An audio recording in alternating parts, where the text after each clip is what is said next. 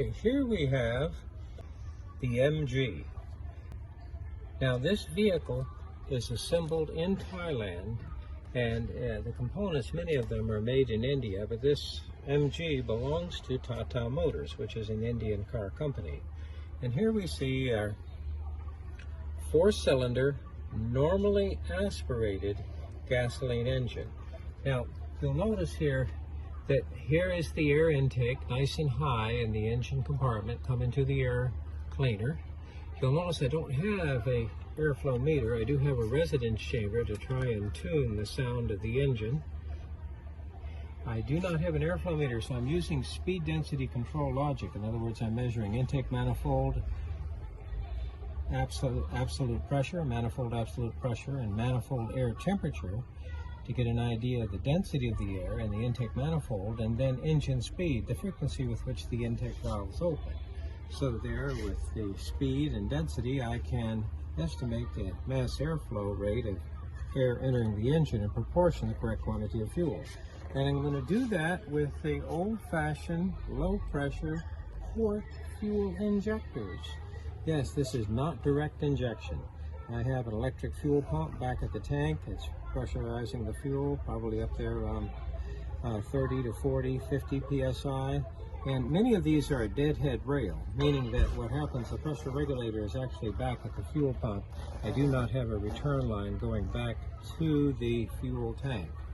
And they call that a deadhead rail. It reduces evaporative emissions. And of course, we'd like to do that here if we could. Now, this is a Thailand car.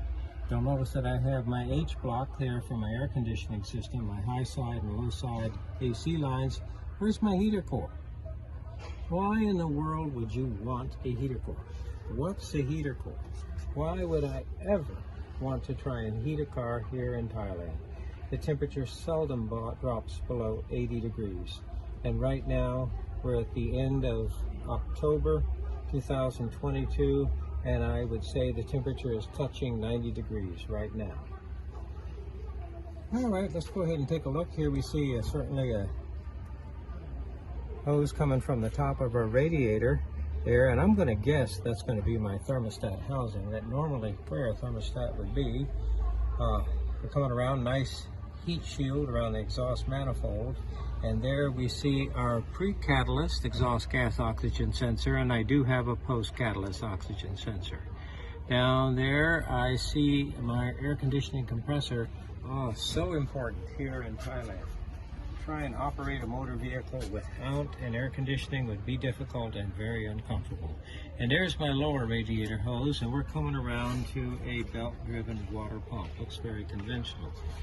Now, on many of these alternators, what happens is the mass of the rotor of the alternator is considerable, and a four-cylinder engine, especially operating under load at low speed, has a tendency to oscillate, meaning that the crankshaft speeds up and slows down between power strokes. So, to try and prevent a problem from accelerating and decelerating the mass of the rotor in the alternator, I actually have a one-way clutch. So I can accelerate the alternator's rotor, but I can't decelerate it. It just simply has a type of one-way clutch. So I can drive, the engine can drive the alternator can't drive the engine.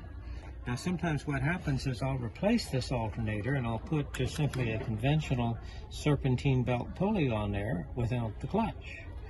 And will the customer ever know? Well, maybe yes, maybe no. Sometimes the belt will chirp a little bit, especially on initial startup, but oftentimes they get away with doing that.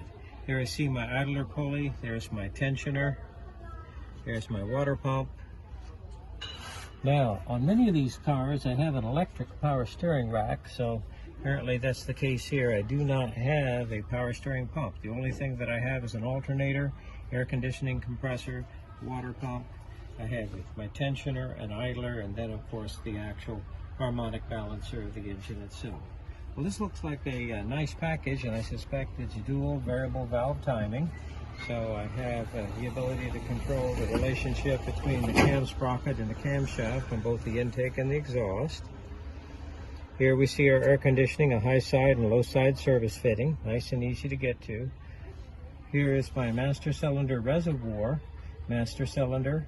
and have a vacuum brake booster mounted there on the firewall. This is Thailand, so the steering wheel is going to be on the right side of the vehicle. Let's move over here. Here we see our Bosch electronic control unit. This is going to be the powertrain control module. It's going to be controlling engine function, and I suspect transmission function also. Now, I'm looking at this automatic transmission. It looks a little bit like the CVT. They're looking at the case. Don't recognize it right offhand. I suspect that this assembly might house some type of filter, but normally that filter would only be serviced if I was overhauling the transmission. Obviously, this is my gear indicator, and here I have a type of probably, I'm going to guess that that's my turbine shaft speed sensor. Now I do notice I do have a vacuum pump. There's my vacuum pump. That vacuum pump, what's it for? That is going to ensure that I have a good vacuum source to my vacuum brake booster. So a vacuum brake booster isn't much good without a reliable source of vacuum. So to not depend on the engine, I'm just going to go ahead and add a vacuum pump. Here we see our washer fluid bottle. There's my fuse relay center, and of course my battery, and that battery does look like an original equipment battery. So nice layout, lots of room here in the engine compartment. And there I see my anti-lock brake motor, valve body, and module hiding underneath the coolant reservoir, and it's a pressurized bottle coolant reservoir.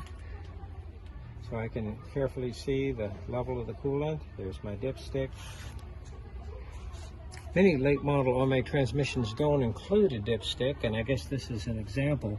So I would have to look carefully for leaks, and then normally I have a method that I can check the level of the fluid, and I'd want to do that probably annually or every couple of years, especially if there was any indication of a leak. That's as dry as a bone, so I don't think we have anything to worry about. Noting the mounting of the engine though, here we see the front motor mount, and here I have a rear mount there at the transmission. I do not have a torque strut in the front, but I'm sure I have one in the back, and the idea is I don't want to be locking the engine down. I want to support it in rubber isolators as much as possible. So here I would have three, one in front of the engine, one there at the transmission, and one there at the back.